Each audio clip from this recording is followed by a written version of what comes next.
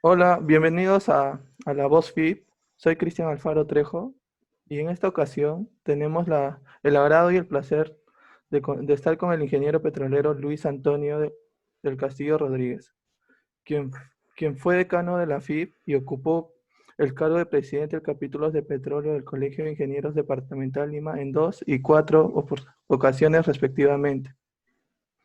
Además, fue director general de hidrocarburos y actualmente es asesor experto en temas de hidrocarburos y docente de nuestra casa de estudios.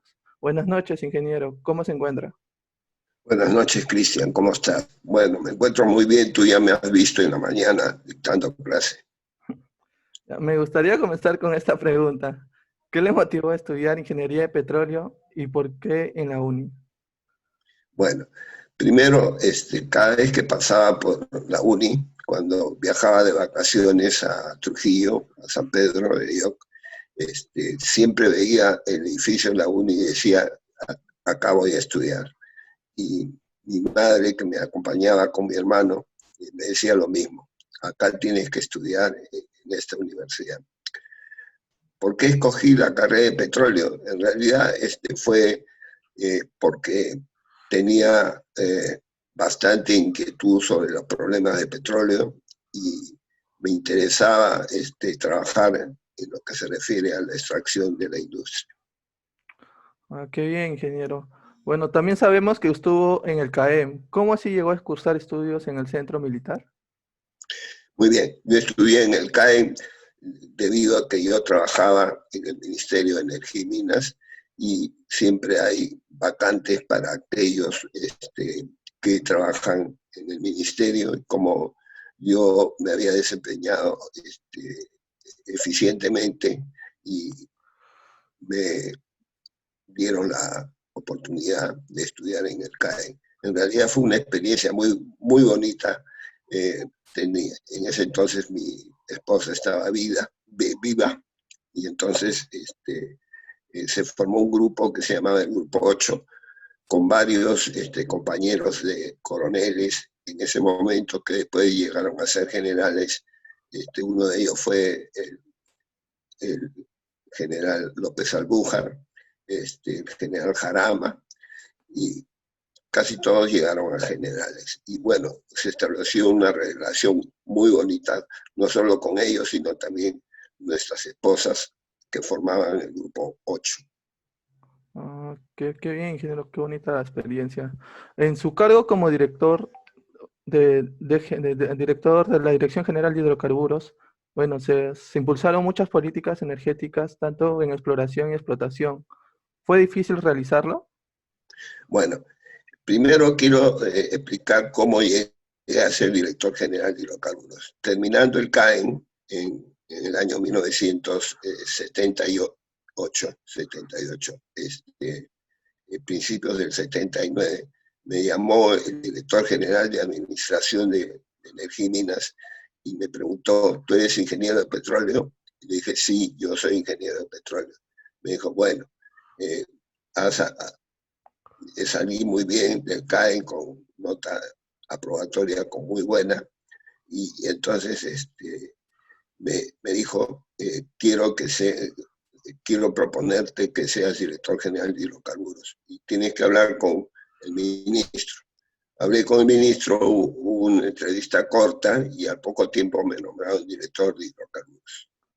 Bueno, en esa época que estuvo director también se descubrió el proyecto, el Camisea, se descubrió Camisea. ¿Nos podría contar un poco sobre ese tema también? Ya, este, primero quisiera terminar con la anterior pregunta, de que llegué a ser director general de hidrocarburos y me quedé por 10 años como director general de hidrocarburos. Durante ese periodo se descubrió Camisea. Había la idea de que no era un yacimiento gasífero, sino que era un yacimiento de petróleo. Y cuando se descubrió el gas, vino el gerente eh, de la, de, de,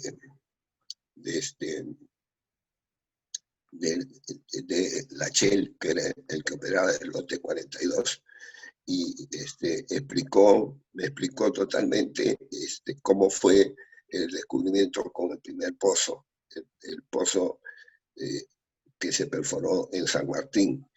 Y luego de eso fui donde el presidente de la República, que era el presidente Belaúnde, y le expliqué, llevándole los papeles que me entregó el presidente de la Shell.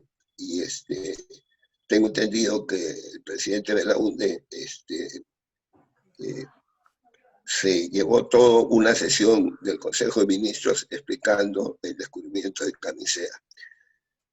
Lo curioso de esto fue de que terminada la reunión con el presidente de la Shell, el presidente de la República, el arquitecto Belaúnde Terry, le preguntó al presidente de la Shell si no podían terminar un tramo de la marginal de la selva, que era un tramo corto, y te das cuenta de eso, de la calidad del presidente.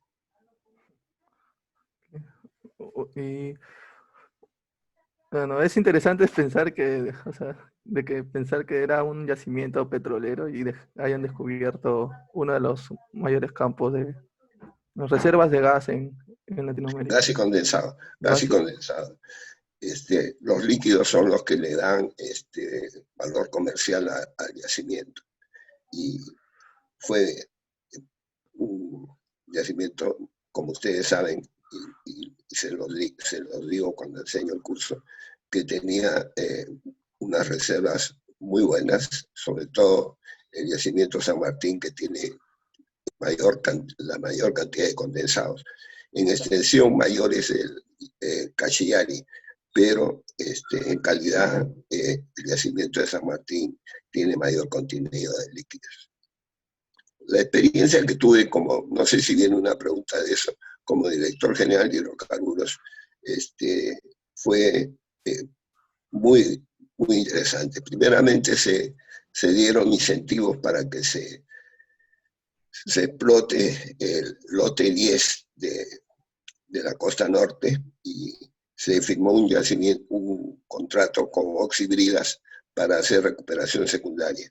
Desgraciadamente la concepción que se dio es que solamente se le permitía explotar los reservorios que estaban superficiales y no los de fondo, y eso impidió de que se haga una buena recuperación secundaria.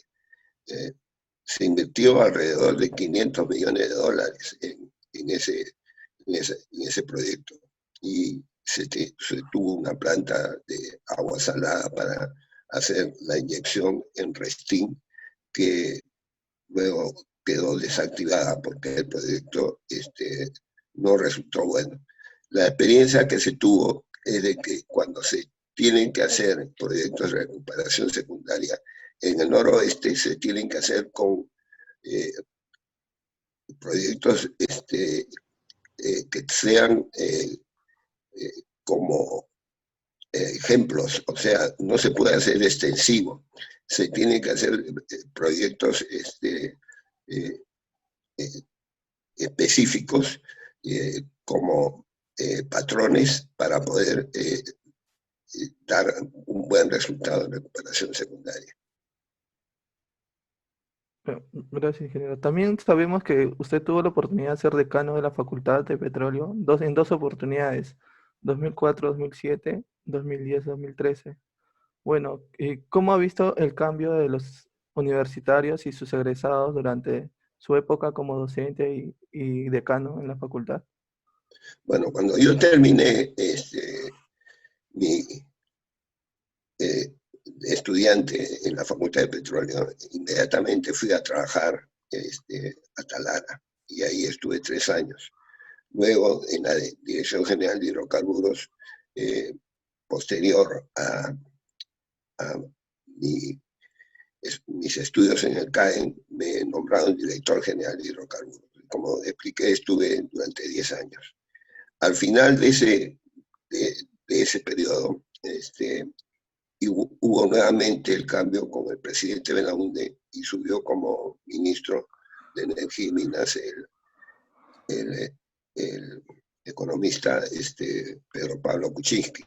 Y con él trabajé un tiempo y durante el periodo de Belaúnde también seguí como director general de hidrocarburos y posteriormente ya me retiré y pasé exclusivamente a trabajar como profesor. Pero te digo que siempre en mi vida mi profesión pionera no ha sido la de ser, trabajar en el ministerio, sino lo que me motiva es el ser profesor. Y soy profesor desde el año 1960. Tengo más de 40 años trabajando y cada día trato de mejorar mis cursos como tú mismo lo has visto como alumno mío. Sí, sí, sí, ingeniero, eso me queda claro. Bueno, ¿y cómo ve la evolución de la facultad en general? Bueno, ha cambiado mucho la figura porque anteriormente el boom del petróleo era importante. Recuerda el año 1970 cuando hubo el, la OPEP que hizo un paro y el precio del crudo subió de $3, 2.80, 2.70 a $14. Como un ejemplo, tú debes haber conocido o conoces los yacimientos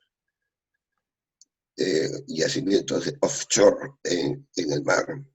En ese entonces trabajaba la Belco y la Belco le vendía el crudo a la empresa petrolera fiscal, básicamente para la refinería de La Pampilla. Y entonces no le querían comprar a la Belco, sino preferían comprarle a Colombia por el precio. La Belco le vendía a 2.30 y el precio de los colombianos era de $2. Pero apenas surgió el problema de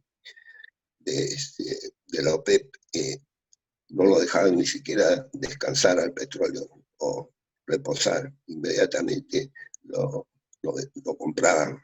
Entonces, ahí te da la idea de cómo la industria del petróleo es cambiante. En estos momentos hay un boom en lo que se refiere a explotación de campos no convencionales, o sea, el, los campos de lutitas y tanto gasíferos como petrolíferos. Y eso ha incrementado la producción de los Estados Unidos, que actualmente es de 10 millones de barriles por día. Ingeniero, a ver. Bueno, a lo largo de su carrera, ¿cuál ha sido la etapa más importante y la que con más alegría recuerda? Si nos podría contar el porqué, por favor. Bueno, la parte más importante fue cuando hubo la, ¿cómo se llama? Reestructuración de los contratos con Occidental y con Belco. Me tocó conversar con Armand Hammer, que era el presidente de la OXI. Y él me pidió que le explique un poco un problema que había sobre la participación nacional en la producción, en la refinación. Y le expliqué y él me agradeció y me dijo que al fin había entendido y que me agradecía por la explicación.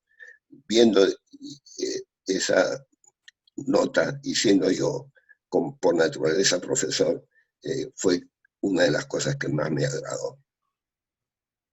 Se podría decir que le encanta entonces la docencia. Sí, todo el tiempo y ahora tengo más oportunidad de trabajar en ella. Justamente un poco antes que esta entrevista he preparado dos problemas para el curso de pruebas de pozos, que ya los he enviado por correo. Qué bien, ingeniero. Bueno, también sabemos que usted ha escrito un libro titulado Performance en pozos petroleros, de pozos productores de petróleo y gas, que es muy solicitado por estudiantes y profesionales amantes de la producción petrolera. ¿Piensa escribir otro o tiene algún proyecto personal que nos desea mencionar? Sí, pienso escribir otro, sobre todo la segunda parte de la versión corregida, porque tú sabes que la industria va evolucionando.